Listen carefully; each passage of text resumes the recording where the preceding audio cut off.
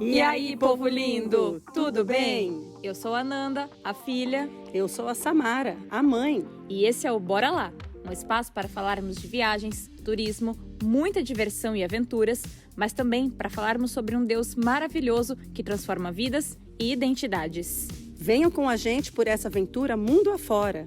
E então, bora lá? E aí, povo lindo! Tudo bem? Estamos em mais um quadro do Me Conta, um quadro que a gente conta testemunhos pra vocês de pessoas das mais diversas cidades, dos mais diversos testemunhos. E hoje a gente tá aqui com o pastor Michael, da Igreja Mais de Cristo também, aqui em Florianópolis. E a gente vai ouvir um pouquinho da história dele, que ele contou assim por cima pra gente, a gente já foi muito impactada. Então, vamos transmitir essa história pra vocês também. Boa noite, pastor Michael, tudo bem? Boa noite, sejam bem-vindos à família Mais de Muito obrigada. Cristo. Uma igreja família vivendo os propósitos de Deus. Amém. Sejam bem-vindos. Muito obrigada. Sinta-se livre para contar a sua história, o seu testemunho, de onde o senhor quiser, até onde o senhor quiser. Bom, minha história começa a partir do momento que, devido a ter uma família destruída por causa do alcoolismo, droga, pais separados, mãe que criou 4 filhos sozinha, a gente teve uma dificuldade muito grande. E a minha história começa quando eu decido sair de São Paulo para vir para Florianópolis. Briguei com meu irmão, bati nele, então por mais que eu tenha razão, eu perdi a razão, porque quem bate sempre perde a razão, quem apanha é o coitado. Então eu resolvi vir para Florianópolis e falei, vou para Florianópolis, vou embora. Nunca tinha saído de casa, 22 anos morando na mesma casa própria, então nunca tinha saído debaixo da asa da mãe. E aconteceu que eu falei que ia embora, todo mundo falou, você é louco. Aí eu peguei e falei, não, eu vou embora, já juntei dinheiro. Pessoal, você juntou dinheiro? Juntei. Quanto você juntou? Juntei R$200. Aí o pessoal, R$200 você nem chega, você é louco. Falei, não, já fiz os cálculos, eu vou gastar tanto de álcool, gasto 100, chego lá com 100. E foi assim minha história. Cheguei em Florianópolis, saí de São Paulo com documento do carro atrasado, carta de motorista vencida, um Chevette velho e R$200. Gastei 100 para vir, cheguei aqui com 100, paguei a pousada, R$70, fiquei com R$30. Com R$30, o que um bom paulista faz? Pensar em comprar comida. Qual é a comida de um paulista? Arroz, macarrão, salsicha, que é comida quando o paulista vai pra praia, era o que eu sabia fazer e o que eu tinha. Eu pensei, eu vou comprar coisa barata que vai durar, não sei como vai ser a situação. Prático e barato. Não sei como vai ser a situação. Então o que aconteceu? Fiz isso daí, então passei 3 meses, cachorro quente, no outro dia arroz, molho e salsicha, no outro dia macarrão, molho e salsicha, no outro dia cachorro quente e repetir o cardápio.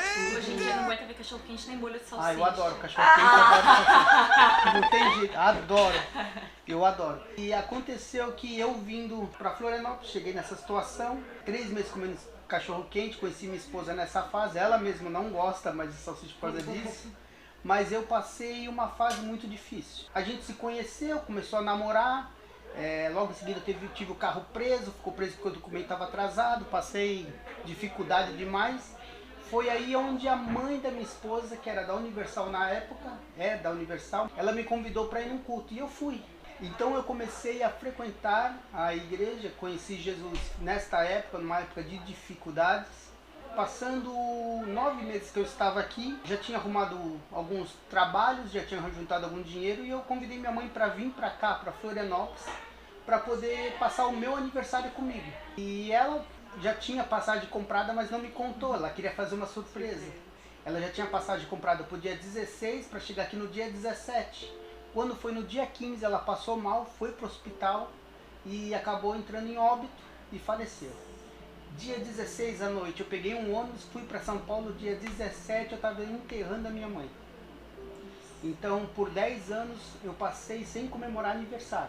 Não tinha graça, não tinha motivação para comemorar um aniversário. Então eu conheci a Igreja Mais de Cristo, foi onde tudo começou a mudar, uma outra visão, minha mente abriu, minha visão abriu e a vida seguiu, E a gente se juntou, a gente tinha ido morar para Palhoça nessa época já e decidimos ter um filho.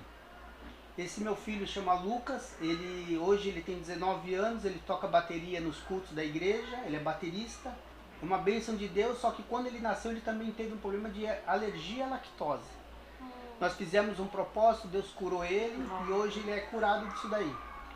Maravilha. E a partir daí já a nossa vida seguiu. A gente conheceu a Mais de Cristo, eu comecei como diácono, passei a presbítero, passei a evangelista, fui ordenado a pastor, pela graça de Deus. E o decorrer disso daí, há 3 anos atrás, minha esposa queria ficar grávida. Só que a gente foi descobrir que ela estava com mioma no útero. Então ela teve que fazer uma cirurgia e tirou esse mioma que era do tamanho de uma laranja. Então ela tirou esse mioma e a médica falou, olha, você não pode engravidar, que é muito arriscado para você. A gente decidiu ter mais um filho. Ela engravidou e passado, acho que 3 ou 4 semanas, a gente foi fazer ultrassom e a médica na lata assim falou, não, você perdeu o bebê, não tem batimento cardíaco, a criança, o feto está morto. Não falou nem criança, o feto está morto. Nós saímos dali, fomos para casa, ela sentou no sofá, meu filho sentou no outro e eu sentei no outro. E ali nós choramos, mas mesmo assim eu resolvi crer da maneira mais louca possível. Coloquei a mão na barriga dela e determinei em nome de Jesus que ali haveria vida, que o bebê ia viver.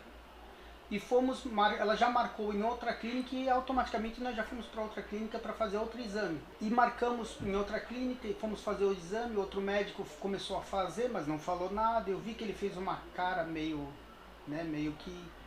suspeita.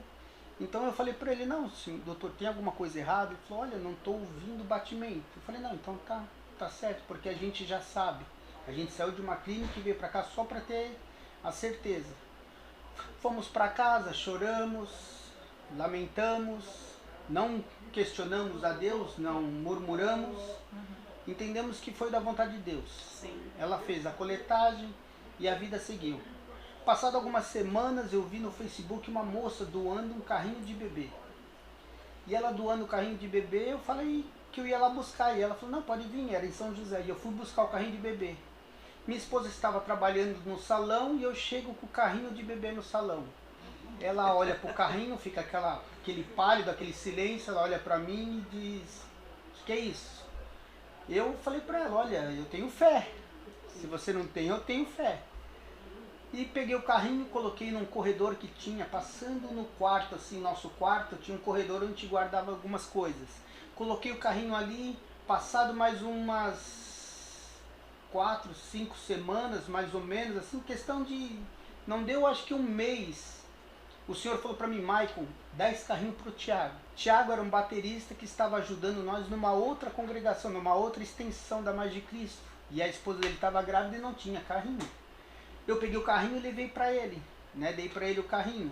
Alguns dias depois, minha esposa começou a passar mal. Ela fez o teste de gravidez e descobriu que estava grávida. A gente teve a gravidez normal, ela teve a gravidez normal. Em 9 de abril, ela começou a passar mal. A gente foi para o hospital e ela deu à luz a Isabela. E engraçado que a Isabela, ela nasceu sem a gente programar, não foi uma cesárea programada. Teve que ser cesárea por causa da cirurgia. Sim. Então chegamos no hospital, fez a cesárea, ela nasceu no dia do meu filho. Mesmo de os irmãos, 18 anos de diferença. 18 anos de diferença, nasceram no mesmo dia, no mesmo mês. Nossa. Então a gente...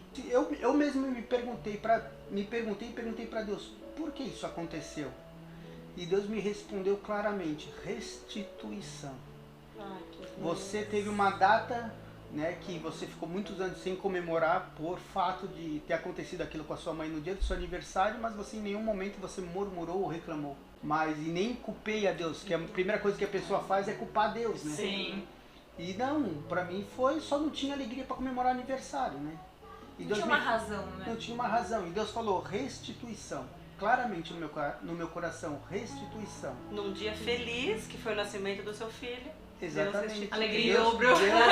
Dupla honra. Dupla né? honra, Alegria. exatamente. E o Senhor gerou vida ali pela fé, orando na barriga da... Orando. Exato. No ventre da É sua aquilo que, esposa. aquilo que eu falei pra vocês, né? Deus só espera alguém louco pra Exatamente. Pra fazer, fazer, pra romper.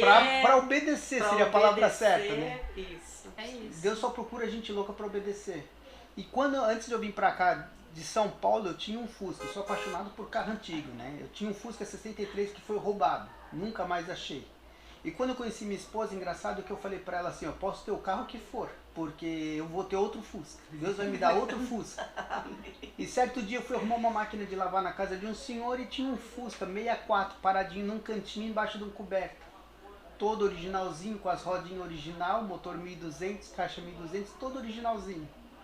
Resumindo, comprei o Fusca do senhor e Deus me restituiu também nisso daí que eu tinha perdido. Tanto que é que quando eu perdi também, não murmurei, não reclamei. Então Deus, ele trabalha com restituição, né? Se o senhor quiser deixar uma mensagem sobre testemunho, sobre fé, sobre restituição para quem está assistindo isso e ouvindo o seu testemunho. Amém. Então eu gosto muito da passagem onde Davi, ele chega diante dos exércitos de Israel e Golias está afrontando o povo de Israel. E ele chega para Saul e fala, eu vou lutar contra ele. Né? E Saul olha para ele e fala assim, ah, meu filho, você ainda é um menino, você é moço. Ele é um homem já de guerra, né? Acostumado com guerra. Você é apenas um menino, né? Eu gosto muito dessa passagem porque a expectativa de todos é que ninguém poderia derrotar ele. Porque o exército até então não estava disposto a lutar com ele. Né? Tanto é que ele falava, me dê um homem para mim lutar.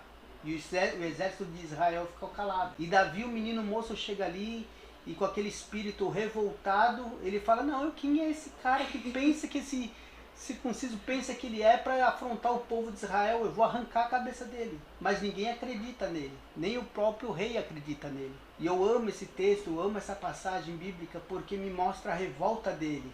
A revolta que ele tinha contra a situação. Antes de eu me converter mesmo, eu botei uma coisa no meu coração, porque meu pai, ele ia em casa só para brigar, quando ele ia bêbado para quebrar as coisas, para brigar com meu avô, que também bebia.